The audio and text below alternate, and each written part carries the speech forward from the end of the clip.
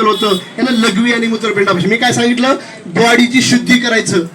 लघवी आणि मूत्रपिंडापाशी आणून ठेवल्यामुळे ही घाण त्यानं बाहेर काढायला चालू केलं ह्यांना जाणवायला लागलं ह्यांच्या तोंडामध्ये त्या ठिकाणी सगळीकडे त्या ठिकाणी चुनचुन करू लागले घशामध्ये चुनचुन करू लागले आणि पूर्ण घाण ह्यानं पोटाकडून बाहेर काढायला बघायला प्रयत्न करू लागले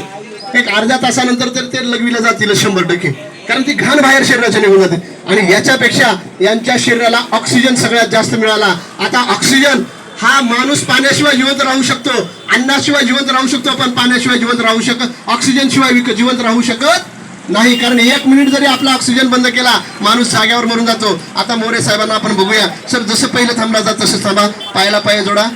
आता मोरे साहेबांनी पहिलं जसं हात केलं होतं तसं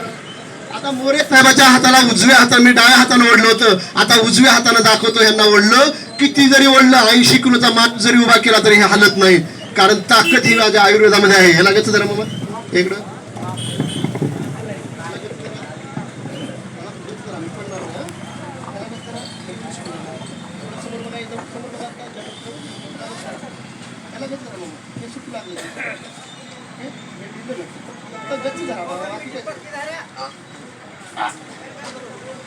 आता तुम्हाला वाटत असेल की सर तुम्ही ओढल्यामुळं तुमच्यातल्याच एका व्यक्तीने यांना ओढून हलवून दाखवा या मामा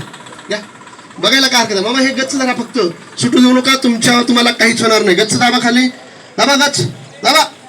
दाबा मोरे मामा बघा बघा सर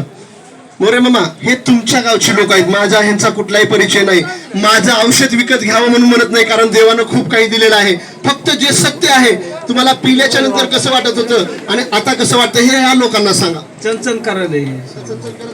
पूर्वी तोल गेला होता आता तोल जातोय का 100% आयुर्वेदामध्ये ताकद आहे बसायचं एक शेवटचा डेमो त्या ठिकाणी लास्ट कारण वेळ कमी आहे कारण आपण सगळेजण मी प्रत्येक गावामध्ये हे अभियान करतो आहे पण या आयुर्वेदानं त्यांच्या घरामध्ये